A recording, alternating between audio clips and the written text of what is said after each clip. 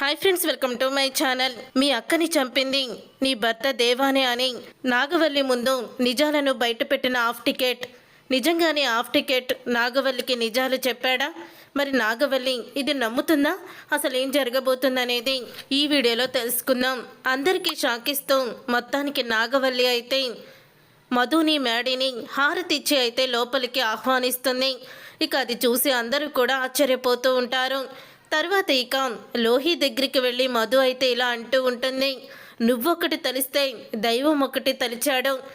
నన్ను బంధించి నన్ను మేడీని దూరం చెయ్యాలని నువ్వనుకున్నావు.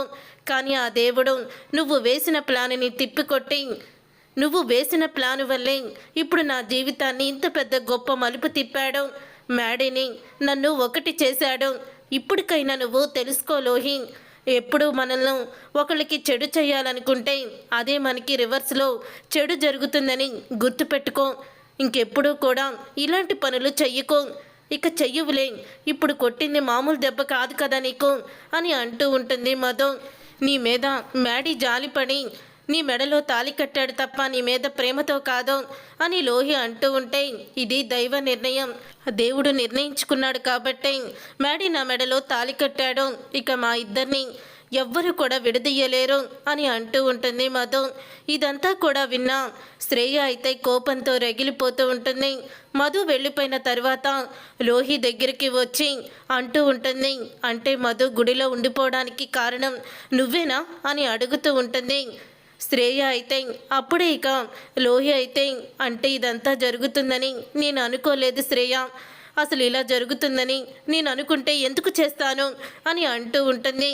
అసలు నువ్వు చేసిన పనికే ఈరోజు మేడీ తన మెడలో తాళి కట్టాడు. ఇప్పుడు మేడీ నాకు దూరం అయిపోయాడు. అత్త కూడా తన్ని కోడలుగా ఒప్పుకొని హారతి ఇచ్చి లోపలికి మరీ ఆహ్వానించింది.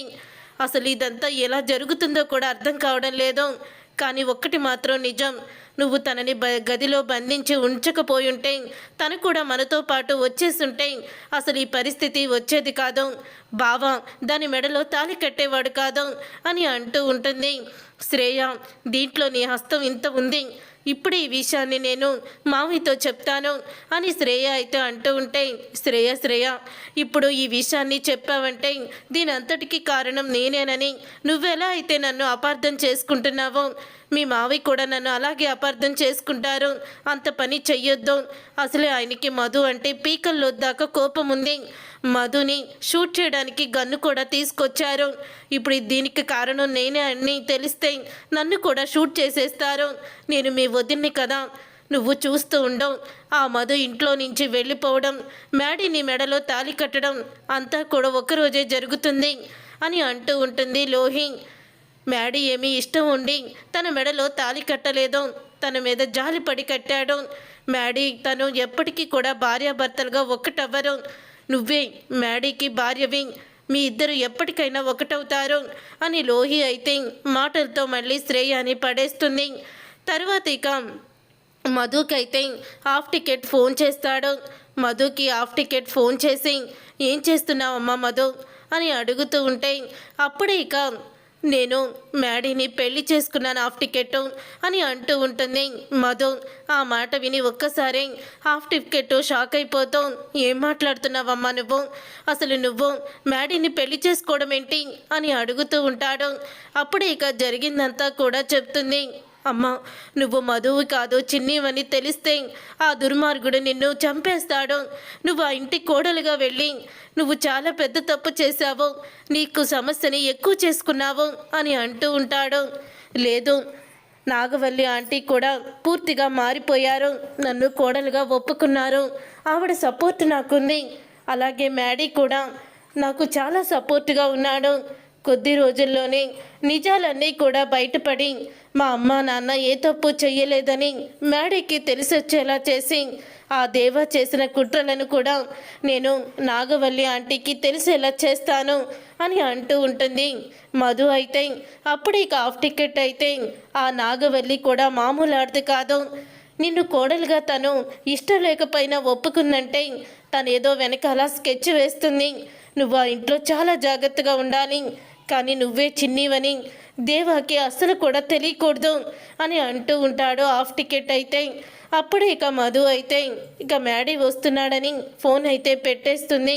ఇదేంటి ఇలా జరిగింది, ఎవరికైతే చిన్ని దగ్గర కాకూడదని అనుకున్నానో వాళ్ళింటికే కోడలుగా వెళ్ళింది.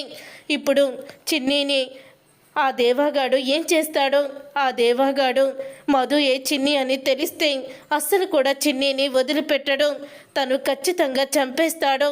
ఇప్పుడు ఏం చేయాలి అని ఆలోచిస్తూ ఉంటాడు. అలా ఆలోచిస్తూ ఉన్న హాఫ్ టికెట్కి ఒక ఐడియా అయితే వస్తుంది. ఇప్పుడే నాగవల్లికి ఫోన్ చేస్తాను, నాగవల్లికి ఫోన్ చేసి ఏం చెప్పాలో అదే చెప్తాను. ఆ రోజు చిన్నీని కాపాడుకోవడానికి చిన్ని రాసినట్టు దేవాకి లెటర్ రాసి పంపించినట్టే ఈరోజు కూడా చిన్ని అక్కడ సంతోషంగా ఉండడానికి, చిన్ని ప్రాణాలకి ఏది ప్రమాదం జరగకుండా ఉండడానికి నేను ఒక పని చేయాలి అని అంటూ వెంటనే ఇక నాగవల్లికి అయితే ఫోన్ చేస్తాడు హాఫ్ టికెట్ అయితే. ఇక నాగవల్లికి ఫోన్ చేసి హాఫ్ టికెట్ అయితే గొంతు మార్చి మాట్లాడుతూ ఉంటాడు. ఎవరు అని అంటూ ఉంటుంది నాగవల్లి. నేనెవరో నీకు తెలియదు కానీ నువ్వెవరో నాకు బాగా తెలుసు అని అంటూ ఉంటాడు. అప్పుడు ఇక ఆ మాట విని అసలు ఎవరు నువ్వు, నేను తెలుసు అంటున్నావు, నువ్వెవరో నాకు తెలియదు అంటున్నావు, పిచ్చి పిచ్చిగా ఉందా, పిచ్చి వేషాలు వేస్తున్నావా, ఫోన్ పెట్టేయి అని అంటూ ఉంటే నేను ఇప్పుడు ఫోన్ పెట్టేస్తే నువ్వు నేను చెప్పే నిజాలను నువ్వు మిస్ అవుతావు, నేను చెప్పే నిజం వింటే నువ్వు చాలా షాక్ అయిపోతూ ఉంటావు, మీ అక్క చావు గురించి నీకు తెలియాలి అని అంటూ ఉంటాడు హాఫ్ టికెట్ అయితే. అప్పుడే ఇక నాగవల్లి షాక్ అయిపోతూ ఉంటుంది. మా అక్క చావు గురించా, ఏం మాట్లాడుతున్నావు నువ్వు అని అడుగుతూ ఉంటే, అవును మీ అక్క ఎలా చనిపోయింది అనుకుంటున్నావు, కావేరి అలాగే బాలరాజు వల్ల మీ అక్క చనిపోయింది అనుకుంటున్నావు కదా, కాదు నీకు తెలియని మరొక రహస్యం ఉంది. మీ అక్కని చంపింది వాళ్ళిద్దరూ కాదు, ఆస్తి కోసం మీ బావే మీ అక్కని చంపేసి ఆ సమయానికి వచ్చిన కావేరి మీద ఆ నిందని వేశాడు అని అంటూ నిజాన్ని చెప్తాడు. ఆ మాట విని ఒక్కసారి షాక్ అయిపోతూ ఉంటుంది నాగవల్లి అయితే. మా బావ అక్కని ప్రాణానికి ప్రాణంగా చూసుకున్నాడు, ఏం మాట్లాడుతున్నావు నువ్వు అని అంటూ ఉంటే, మీ అక్కని ప్రాణానికి ప్రాణంగా చూసుకుంది మీ అక్క ఆస్తి కోసమే తప్ప తన మీద ప్రేమ ఉండి కాదు. ఇప్పుడు నిన్నెందుకు పెళ్లి చేసుకున్నాడో తెలుసా, ఆస్తి బయటికి పోకూడదని నిన్ను పెళ్లి చేసుకొని నీ దగ్గర మంచివాడిలా నటిస్తున్నాడు. నువ్వు కూడా అతన్ని ఇన్ని సంవత్సరాలుగా చాలా గుడ్డిగా నమ్మావు. గుర్తుపెట్టుకో, ఏదో ఒక రోజు ఖచ్చితంగా మీ బావే మీ అక్కని చంపాడన్న నిజాన్ని నువ్వు త్వరలోనే తెలుసుకొని నా మాటలని నిజమని నువ్వు నమ్ముతావు. కావాల్సుంటే మీ బావని నువ్వు ప్రతి క్షణం గమనిస్తూనే ఉండు, అప్పుడు నీకే అర్థమైపోతుంది మీ అక్కని చంపింది కావేరి కాదు మీ బావే అని, అది కూడా ఆస్తి కోసమే అని నువ్వు నిజం తెలుసుకుంటావు అని అంటూ హాఫ్ టికెట్ అయితే ఫోన్ పెట్టేస్తాడు. వెంటనే తన సిమ్ కూడా తీసేస్తాడు. అప్పుడే ఇక అది విని ఒక్కసారే షాక్ అయిపోతూ ఉంటుంది నాగవల్లి అయితే. అక్కని బావ చంపడం ఏంటి, అలా జరగదు అని అనుమానమైతే తన మదిలో వస్తూ ఉంటుంది. చూశారుగా ఫ్రెండ్స్, మరి నాగవల్లి తన అక్కని చంపింది దేవా అని రాబోయే ఎపిసోడ్లో కనిపెడుతుందా అనేది తర్వాత కథలో తెలుసుకుందాం. ఈ వీడియో మీకు నచ్చితే తప్పకుండా లైక్ చేసి ఛానల్ని సబ్స్క్రైబ్ చేసుకొని పక్కనే ఉన్న గంట సింబల్పై ఆల్ అని క్లిక్ చేయండి.